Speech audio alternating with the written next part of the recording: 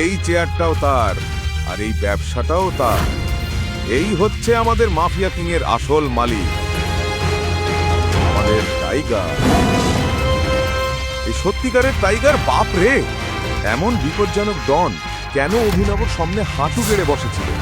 আকরামের কি মনে পড়েছিল অভিনবকে দেখে, আর বিশেষ করে তার আঙুলের আংটি দেখে?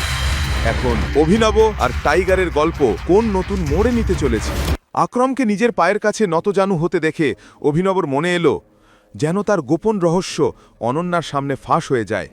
তাই সে আকরমকে পা থেকে তুলে গম্ভীর দৃষ্টিতে তাকালো। আকরম বুঝে গেল টাইগার এখনই তার আসল পরিচয় প্রকাশ করতে চায় না। তখন অভিনব বলল, কি ভাই আকরাম, তোমার মজার স্বভাব আজও যায়নি? কি করব, এত বছর পর দেখা হয়েছে, একটু মজা তো চলেই। ওদের এমন হাসি ঠাট্টা দেখে সানি হতভম্ব হয়ে গেল। সে চুপচাপ কিছু না বলে জায়গা ছেড়ে চলে গেল। অন্যদিকে অনন্যা অভিনবর পরিচয় দেখে অবাক হয়েছিল, কিন্তু এত ব্যস্ত ছিল যে প্রশ্ন করারই সময় পায়নি। তারপর তারা দুজনেই বাড়ি ফিরে গেল। পরের দিন সকালে অভিনবর আবার আক্রমের সঙ্গে দেখা করার কথা ছিল। অভিনব তাড়াতাড়ি প্রস্তুত হয়ে আক্রমের কাছে পৌঁছল। আক্রম তাকে দেখে খুশিতে বলল, অবশেষে আমরা তোমাকে খুঁজে পেয়েছি টাইগার। হ্যাঁ টাইগার, আমি গত 18 বছর ধরে তোমাকে খুঁজছি। তুমি আমাদের টাইগার, আমাদের হাজার হাজার কোটি টাকার বিজনেস এম্পায়ারের উত্তরাধিকারী, যা আমরা 3 জন বন্ধু, আমি, তোমার বাবা সঞ্জয় আর রানা মিলে শুরু করেছিলাম। এ কথা বলে আক্রম দেয়ালে ঝোলানো একটি ছবির দিকে ইঙ্গিত করল, যেখানে সঞ্জয়, আক্রম এবং রানা 3 জনই ছিল। রানাকে দেখে অভিনব চমকে উঠল। তার চোখের সামনে ভেসে উঠল সেই দিন যেদিন তার বাবাকে গুলি করেছিল রানা। বন্ধু হয়েও রানা অভিনবর বাবার সঙ্গে বিশ্বাসঘাতকতা করেছিল। অভিনবর চোখ রাগে লাল হয়ে গেল। আক্রম জিজ্ঞেস করল, কি হলো, এত রাগ কেন? অভিনব বলল, না, আমি ঠিক আছি। আপনি কিছু বলছিলেন না? হ্যাঁ, আমি তোমাকে আমাদের কোম্পানি দ্য মাফিয়া কিং সম্পর্কে কিছু বলতে চাইছিলাম। আমরা 3 জন মিলে এটা বলেছিলাম, যার নাম শুনে রাজনীতিবিদ, সেলিব্রিটি, এমনকি দেশের বড় বড় মানুষ পর্যন্ত কাঁপত। কিন্তু তোমার বাবার মৃত্যুর পর সব ভেঙে পড়ল। তারপর আমাদের অনেক শত্রু তৈরি হলো। তাদের মধ্যে একজন হলো দিগপাল সিং রাওয়াত।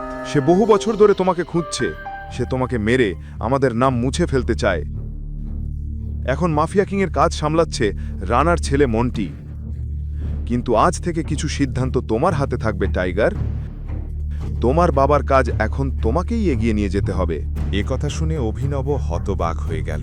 কাল পর্যন্ত যার পকেটে 100 টাকাও ছিল না, আজ সে হয়ে গেল 1000 কোটি টাকার কোম্পানির মালিক। এরপর অভিনব নিজের চাকরিতে গেল। বস তাকে খুব বকাবকি করল, কারণ আগের দিন সে কাজে আসেনি, আর তার অনুপস্থিতিতে কোম্পানির অনেক ক্ষতি হয়েছিল। শেষে বস তাকে চাকরি থেকে বের করে দিল। অভিনব শান্তভাবে বলল, ঠিক আছে, আমি যাচ্ছি, কিন্তু এই মাসের বেতনটা দিয়ে দিন। বস বলল, তোমার জন্য যে ক্ষতি হয়েছে সেটা তোমার বেতনে পূরণই হবে না।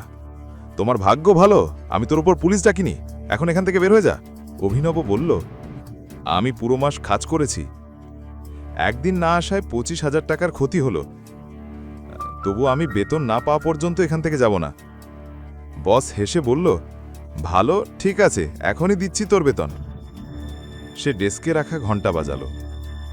অবিলম্বে দরজা খুলে 4 জন বাউন্সার ঢুকে পড়ল।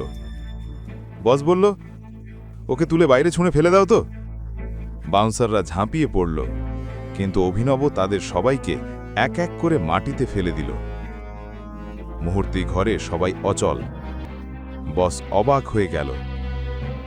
অভিনব এগিয়ে এসে বলল, চুপচাপ আমার বেতনটা দিন। বস ভয়ে কাঁপতে কাঁপতে ড্রয়ার থেকে চেক বের করল, পরিমাণ লিখল, আর কাঁপা হাতে চেকটা অভিনবের দিকে বাড়িয়ে দিল। অভিনব চেকটা দেখে হাসল আর অফিস থেকে বেরিয়ে গেল। ঠিক তখনই তার ফোনে এক অচেনা নম্বর থেকে কল এলো। হ্যালো, অভিনব বলল। হ্যালো টাইগার, আমি আকরাম বলছি। হ্যাঁ বলুন। তোমাকে আমি কারো সঙ্গে দেখা করাতে চাই। সে আমাদের মাফিয়া দুনিয়ার খুব বড় নাম, তোমার বাবার আর আমার ঘনিষ্ঠ বন্ধু বলরাজ। আমি চাই বলরাজ জানুক যে টাইগার ফিরে এসেছে। আজ সন্ধ্যায় হোটেল সাফায়ারে ডিনারের জন্য চলে আসো, আমি ঠিকানা পাঠাচ্ছি। বলরাজ নামটা শুনে অভিনব অবাক হয়ে গেল। সেই নাম আগেও শুনেছে। এই শহরে বলরাজ নামের মানুষকে সবাই চিনত, এমনকি শিশুরাও তার নাম শুনে ভয় পেত। তাই অভিনবেরও একটু ভয় লাগছিল। যার সঙ্গে দেখা করতে সে ভয় পাচ্ছিল, আসলে অভিনব হতে চলেছিল তারই নতুন বস।